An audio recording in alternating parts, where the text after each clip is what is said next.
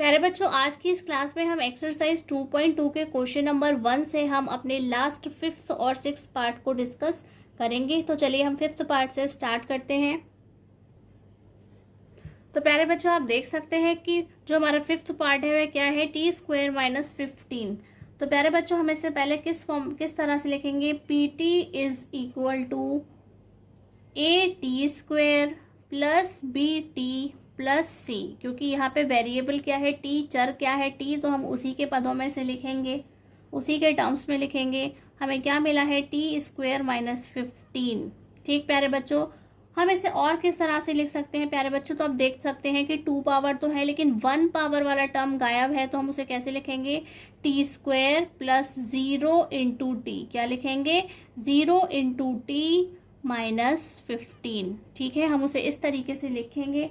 Then प्यारे बच्चों, आप देख सकते हैं कि टी स्क्वायर माइनस 15 के फैक्टर नहीं किए जा सकते जैसे कि हम अभी तक करते आए हैं। उसके लिए हमें क्या करना होगा प्यारे बच्चों, तो आपको याद होगा कि हम एक आइडेंटिटी पढ़ चुके हैं छोटी क्लासेस में, यानी कि 7th क्लास में आपने एक आइडेंटिटी पढ़ी थी, A square minus B square is equal to A plus B into A minus B. उसी का यूज़ करते हुए हम इसे लिखेंगे। तो क्या लिख सकते हैं प्यारे बच्चों, आप लिख सकते हैं इसे टी प्लस रूट 15। क्या लिखेंगे, रूट 15, ये स्क्वायर पावर थी और ये सिंगल है, और टी माइनस रूट 15, एक बार प्लस में एक बार माइनस में हमने उसे खोल दिया है। और आप जानते हैं प्यारे बच्चों, जो हमारे फैक्टर होते हैं हम उन्हें किस तरीके से लिखते हैं, T minus alpha into T minus beta की फॉर्म में उन्हें लिखा जाता है।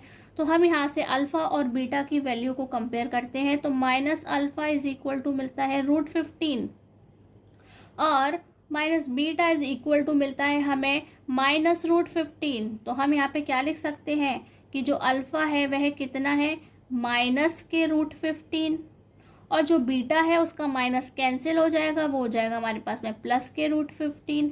तो इस तरह से देखा आपने कि हमारे पास दो जीरोस या जो शून्यक है वह हमें मिल गए हैं। तो हम क्या लिखेंगे, therefore zeros of T square minus 15 are minus root 15 comma root 15। और प्यारे बच्चों, हिंदी में हम क्या लिखेंगे, अतः टी स्क्वायर माइनस 15 के शून्यक माइनस रूट 15 और रूट 15 है, यानी कि प्लस के रूट 15 है। और प्यारे बच्चों, अब हमें क्या करना है, हमारा आधा क्वेश्चन सॉल्व हो गया है, इसलिए प्यारे बच्चों अब हमें क्या करना है, वेरिफिकेशन। और वेरिफिकेशन के लिए हमें क्या चाहिए, ए, बी और सी की वैल्यू और अल्फा बीटा की वैल्यू चाहिए होती है। तो चलिए स्टार्ट करते हैं। तो प्यारे बच्चों, देखते हैं कि ए की वैल्यू क्या है। आप देख सकते हैं यहाँ पे टी स्क्वायर के मल्टीप्लीकेशन में कुछ नहीं है, इट मीन्स 1। और बी की वैल्यू प्यारे बच्चों हमने उसे टर्म बना करके लिखा है, तो क्या आई है 0। और सी की वैल्यू क्या है, आप देख सकते हैं माइनस 15।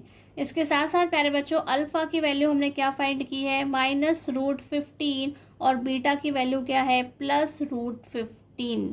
तो अब हम इन सभी की हेल्प से वेरिफिकेशन को स्टार्ट करते हैं। तो प्यारे बच्चों, सबसे पहले हम यहाँ पे क्या लिखेंगे, sum of zeros is equal to minus coefficient of x upon coefficient of x square.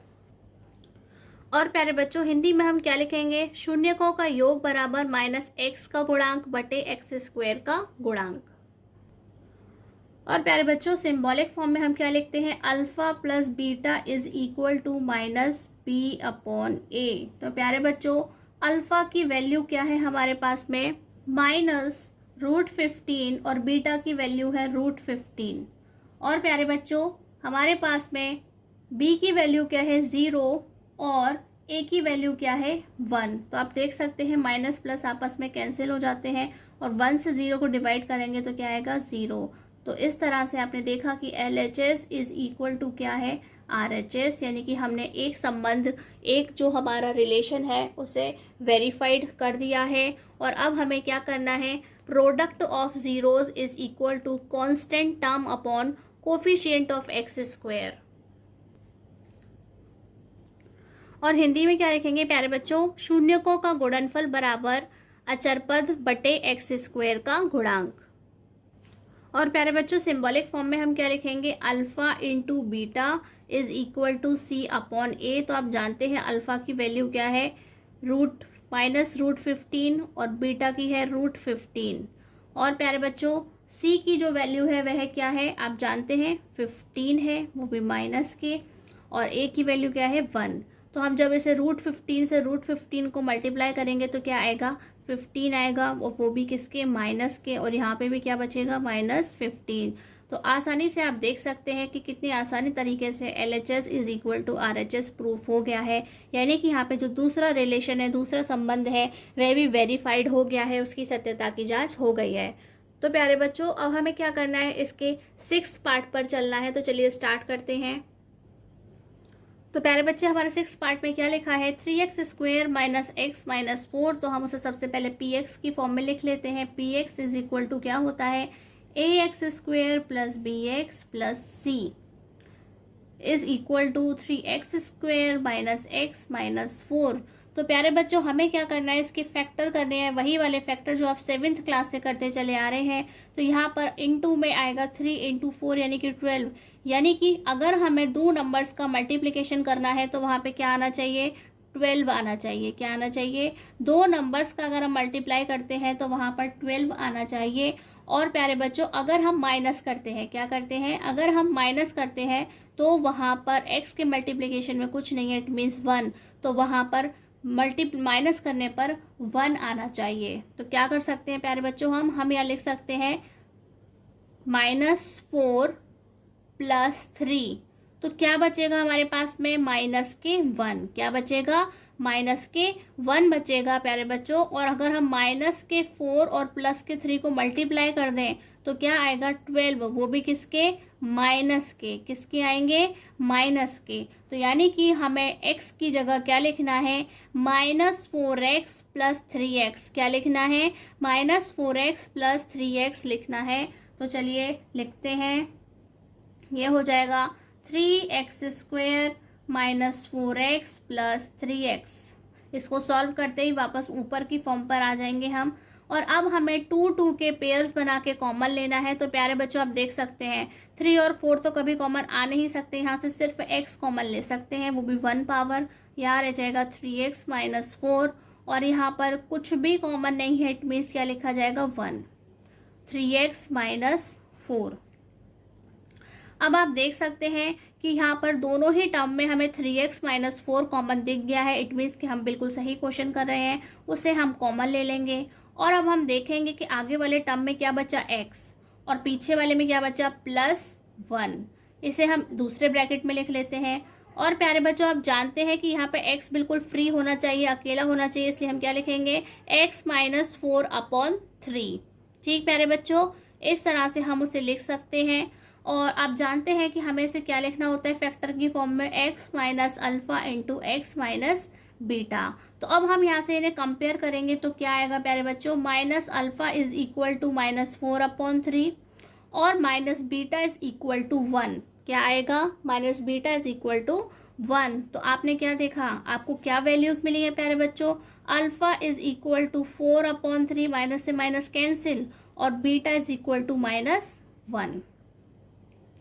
तो आप क्या लिखेंगे, therefore zeros of 3x² - x - 4 are 4/3 - 1। Hindi में लिखेंगे, अतः 3x² - x - 4 के शून्यक 4/3 और -1 है। तो इस तरह से प्यारे बच्चों हमारा आधा क्वेश्चन कंप्लीट हो जाता है। और अब हमें क्या करना है, वेरिफिकेशन करना है, जिसके लिए हमें क्या चाहिए, a, b, c और अल्फा बीटा की वैल्यू चाहिए होती है। तो चलिए स्टार्ट करते हैं। तो प्यारे बच्चों यहाँ पर हमारे पास a की क्या वैल्यू है, तो आप देख सकते हैं 3, b की क्या वैल्यू है -1, और c की क्या वैल्यू है -4। और इसके साथ साथ अल्फा की वैल्यू हमने फाइंड की है 4/3 और बीटा की वैल्यू -1। ठीक प्यारे बच्चों, तो सबसे पहले हम यहाँ पे क्या लिखेंगे, sum of zeros is equal to minus coefficient of x upon coefficient of x²। और प्यारे बच्चों हिंदी में क्या लिखेंगे, शून्यकों का योग बराबर -x का गुणांक बटे x² का गुणांक। और प्यारे बच्चों सिंबॉलिक फॉर्म में हम क्या लिखेंगे, alpha plus beta is equal to minus B upon A.